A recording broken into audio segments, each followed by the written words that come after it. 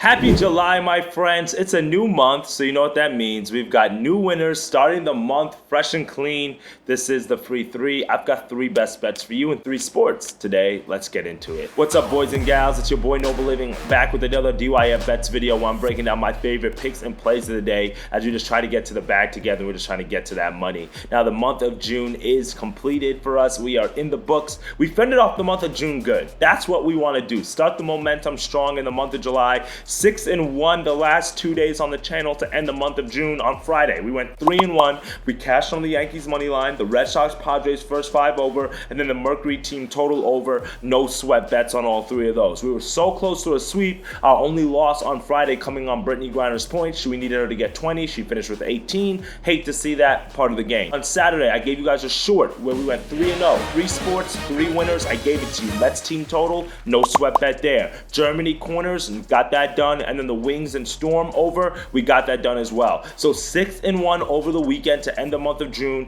That's what we needed. It was a great little push. We sprinted towards the finish line and we finished one game shy of 500. Right there, you can see our year-to-date record, not too bad. But June, we really were trying to get to that 500 mark, but it happens. That's probably a good thing that I didn't drop any picks yesterday on the channel because we probably would have lost or had a rough day yesterday. So I'm glad that we were able to finish off Saturday and Friday strong. Now let's dive into these best bets for July. I appreciate you guys being here on the channel and supporting us. Make sure you smash that like button and subscribe. 3 sports, 3 winners today. Let's get into it.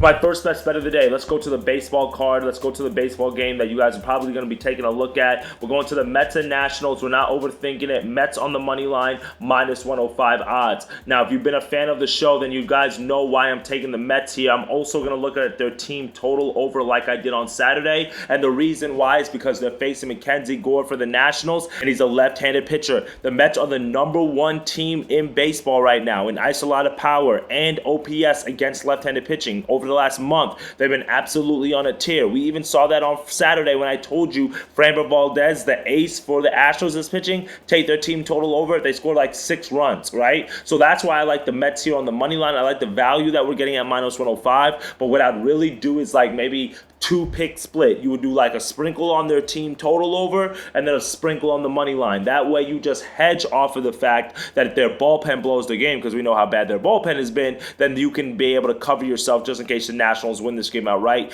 because they are at home. But I really don't like the Nationals in this spot because I just don't think it's a good situational spot. They travel back home today after a long, grueling road series where they literally traveled to California. They just got done with their series in Tampa Bay. Now they're at home in Mackenzie Gore, 6-7 on the year with a 3.6 ERA, and he's coming off a rough start against the Padres where he gave up 5 runs in 5 innings to go with 1 home run. Now, David Peterson on the other side for the Mets has been really solid, 3.67 ERA, 3-0, and the Mets are actually 4-0 on the money line in his last 4 starts, and he was able to keep a very strong Yankees offense at bay. 1 earned run, which was a mistake pitch home run, in 4 1/3 innings to go with 3 hits. As long as he keeps the walks down, he gave up 5 walks in his last game. He should be good here. We don't want to see a whole lot of free base runners, but the Nationals are a little bit on the higher end in terms of strikeouts per game, so that gives me a little bit of confidence. Give me the Mets here against left-handed pitching. We're going to continue to ride it. You could take their team total over as well. Mets on the money line, really good value on FanDuel.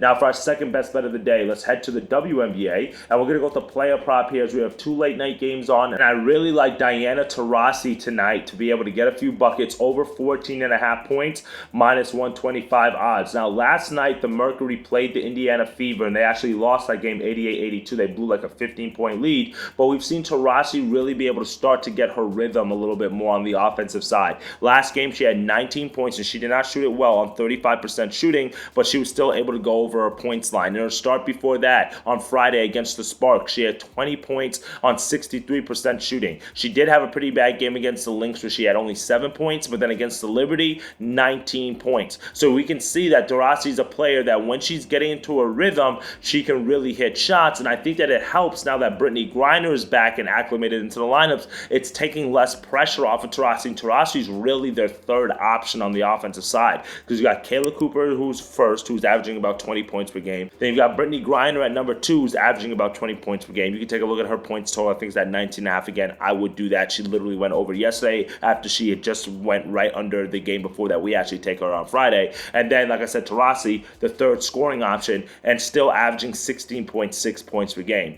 Now, today, the Mercury are taking on the Sun. And the reason why I like the Mercury, I don't think they're going to win this game necessarily because it's the second out of a back-to-back, and Taurasi being older, literally playing 3 games over the last 4 to 5 days because they played a game on Friday, they played a game on Sunday, and they're playing a game today. That might be a little bit grueling, but I like the fact that the Sun are a team that have been reeling. They're a little bit more defensive-minded, so that should be a little bit more of a slower-paced game. But I'm also expecting Mercury can pick up the win here at home against a Suns team that, like I said, has dropped 3 of the last 4 games. But for me, I'm just going to go to Diana Taurasi to be able to score over 14.5 points. She's been able to do this pretty consistently as our second best bet of the day. Our third and final best bet of the day, we're going to go to Euro 2024. We're going to go to the late night matchup. Well, it's only about 3 o'clock in the afternoon.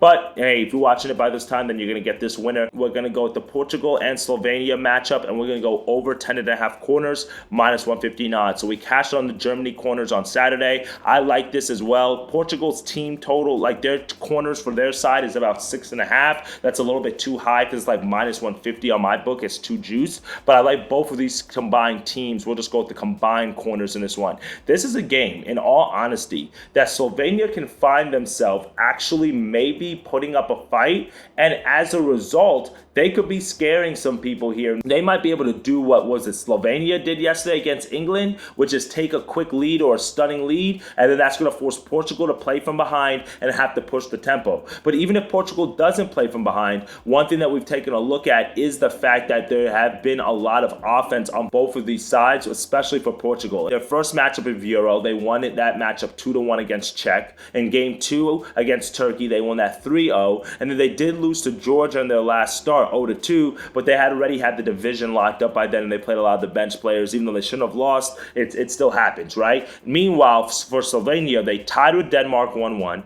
they tied with Serbia 1-1, and they tied with England 0-0, and that's how they were able to make it to the knockout stages. They were actually voted at the beginning of the tournament to be the least team to actually make it out of their group. So to see them in the knockout stage is an achievement in and of itself. So I think this is a game that Portugal can win pretty easily. I think they win this game by 2 goals. But what we do know is that when this team has played well, they've averaged 1.93 expected goals and 3.67 big chances per 90 minutes. So what does that mean? That they're getting a lot of attacking opportunities, which should lead to more corner opportunities as well. In all 3 of the Portugal matches this tournament, they've had at least 10 corners, so we're right there at this number. And then when you also look at it for Slovenia, they would have gone over in 2 of the 3 games as well. So both of these teams have seen more corners, have seen a lot of offense. I do expect more of a defensive-minded game for Slovenia, which means that Portugal should push the pressure. And then you guys know the attacking players that they have with Fernandes, Ronaldo, obviously. There's so many different guys that Portugal can throw at you, and I like the corners over 10.5 today as our final best bet of the day. Well, that's it for me today, my friends. 3 best bets, 3 winners, and 3 sports headed for your way on this Monday card. Give me the Mets on the money line. You can take a look at their team total as well. Give me Diana Taurasi over her points. And then give me Portugal and Slovenia over 10.5 corners. And then if you want another late night soccer pick, we know the USA men are playing today. I would actually fade them, and I would actually take Uruguay. I do not like the way the USA men are playing right now, and Uruguay is a pretty strong South American soccer team there. So you may want to take a look at fading USA, as I think their Copa America chances run out today. Well, that's it for me today, my friends. 3 best bets, 3 winners that are headed your way on your Monday card. Appreciate all the love and support. Let's get to that money, and I'll see you on tomorrow's video. Later, guys.